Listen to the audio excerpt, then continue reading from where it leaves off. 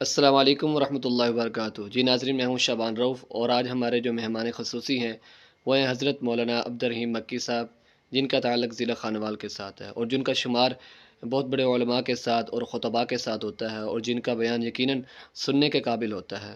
تو آج ان سے گفتگو کریں گے، ہمارے ساتھ رہیے گا۔ السلام علیکم قاری صاحب، کیا حال چال ہے؟ وعلیکم السلام ورحمۃ اللہ وبرکاتہ۔ شعبان بھائی، اللہ کا شکر ہے، آپ سنائیں۔ جی الحمدللہ، پاک کا کرم ہے۔ جی قاری صاحب، میرا پہلا سوال آپ سے یہ ہے کہ دین کی طرف آنے کا سبب کیا بنا آپ کا؟ یہ آپ کا ذاتی شوق تھا یا پھر آپ کے والدین کی خواہش تھی؟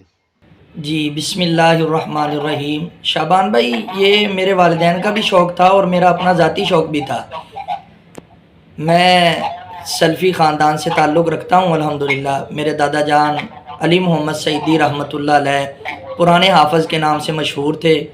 یہ ان کی بھی خواہش تھی۔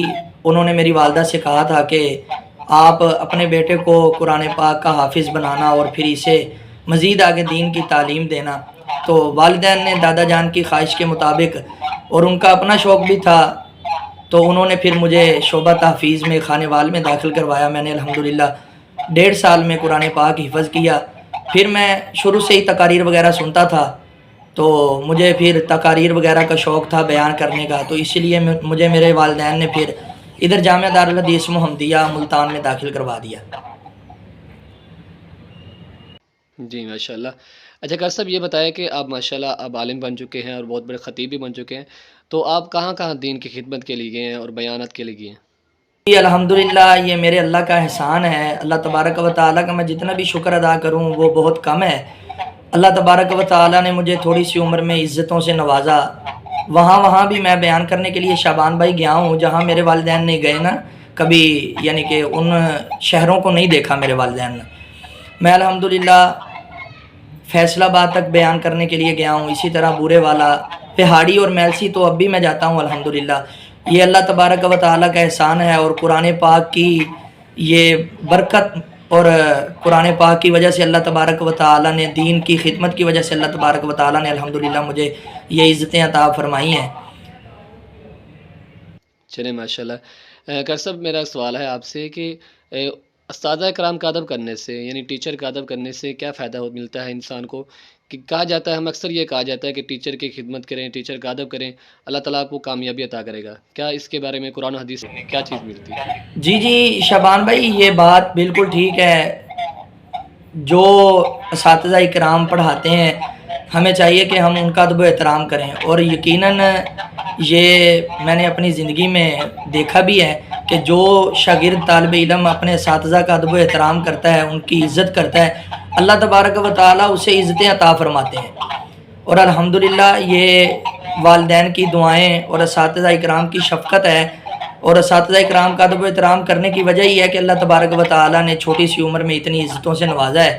اور اللہ تبارک و تعالیٰ سے یہ میں دعا کرتا ہوں کہ اللہ ہمارے اساتذہ کرام کو صحت و عافیت والی لمبی زندگی عطا فرمائے، اللہ ان کا سایہ ہمارے سروں پر تا دیر تک آباد رکھے، اور جو اساتذہ کرام ہمارے دنیا سے جا چکے ہیں، میری مراد مولانا عبدالحی عابد رحمۃ اللہ علیہ، اللہ استاد جی کی قبر کو جنت کا باغیچہ بنائے۔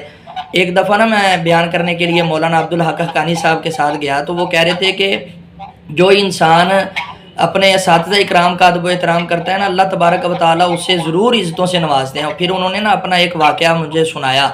وہ کہہ رہے تھے کہ میں جب پڑھتا تھا، طالب علمی دور تھا، تو چھوٹی سی ایک گستاخی مجھ سے ہو گئی، استاد جی کے ساتھ تلق کلامی ہو گئی۔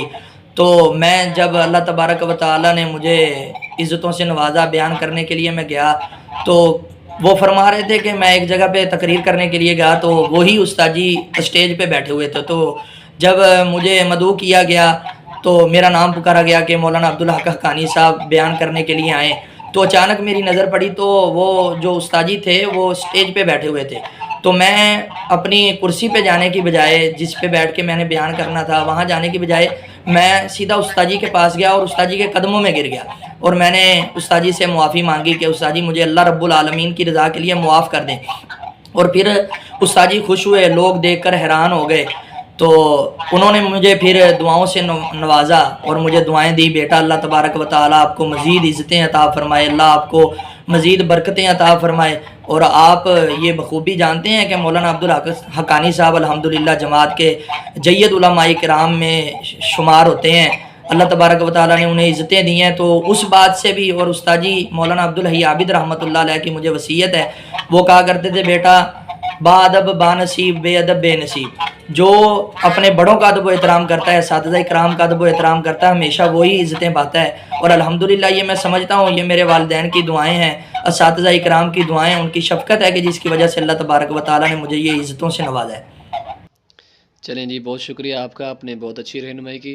اچھا سر، میرا آخری سوال آپ سے یہ ہے کہ اکثر ہمارے جو خطیب حضرات ہیں اور علماء جو ہوتے ہیں وہ بہت پریشان ہوتے ہیں معاشی حالات کی وجہ سے، ان کی سیلری کم ہوتی ہیں، ان کی تنخواہیں کم ہوتی ہیں، تو آپ ان کو کیا مشورہ دیں گے کہ وہ دین کی خدمت کے ساتھ کیا کیا کام کر سکتے ہیں؟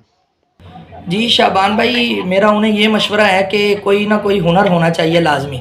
میں بھی الحمدللہ 3-4 سال سے امامت و خطابت کے فرائض سر انجام دے رہا ہوں، تو یہ بھی ساتھ ساتھ ہونا چاہیے انسان ٹائم سے اپنی نمازیں ادا کرے۔ بس اوقات ایسے ہوتا ہے جب نماز پڑھانی ہوتی ہے تو پھر ہی بندہ جو ہے نا نماز ٹائم سے ادا کرتا ہے، تو جب یہ جو ہے امامت اور خطابت کے فرائض انسان کے ذمہ نہ ہوں تو پھر کمی کوتاہی ہو جاتی ہے، بندہ دین سے دور ہوتا رہتا ہے۔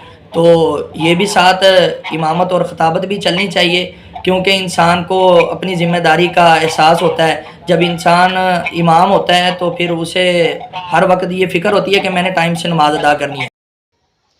جی بہت شکریہ قاری صاحب، آپ نے اپنا قیمتی وقت نکالا اور ہمیں ٹائم دیا اور بہت ہی اچھی رائے دی۔ اور عبدالرحیم مکی صاحب جو ہمارے بہت بڑے خطیب ہیں، اگر ان کے بارے میں کوئی اچھا سا جملہ لکھنا چاہے تو کمنٹ کے اندر بتا سکتے ہیں۔